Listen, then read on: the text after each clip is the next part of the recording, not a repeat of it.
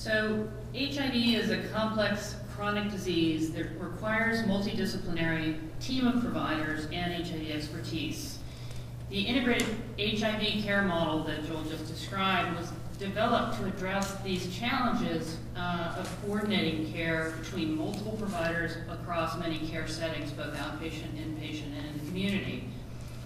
Delivery of this kind of broad continuum of care is really key and very central to the effective management of any chronic disease. The HIV care team includes an HIV expert who manages, or in areas where expertise is lacking, could co-manage the patient's primary continuity care, and also identify and provide access to the needed range of specialists. A key component is coordination of care, and a care coordinator could be a qualified nurse or a case manager, social worker, responsible for communicating and coordinating with other providers, as well as for the access to services throughout the continuum. And medication management is an essential component of primary care, as it is in other chronic diseases. A major challenge in our current healthcare system is that these sorts of non-clinical costs associated with chronic disease management, such as coordination of care and medication management, are not reimbursed. So the Ryan White funding filled these critical gaps in HIV care and has been essential to developing the integrated HIV care model.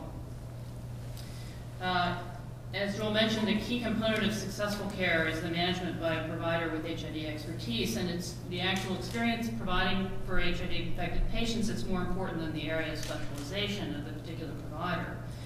HIV expertise has been shown to improve survival, be associated with more appropriate use of complex medications and earlier adoption of newer treatments, and to be more cost-effective. In settings where there are fewer providers with expertise, the model of co-management, either through ongoing communication or actual presence on a weekly or other kind of basis in the care setting, is a good model to address that need.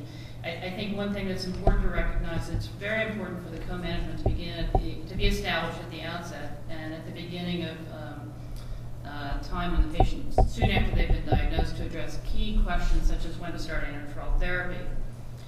So this care model and the expertise, HIV expertise, have contributed to remarkable success in HIV.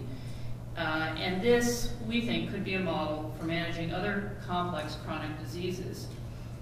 So as national health care reform takes place, it provides a really amazing opportunity to promote and enhance integrated delivery systems of care, such as the HIV care model. Weakening of the care model, a decline in essential services, and return to a fragmented system will have significantly adverse consequences for HIV-infected patients.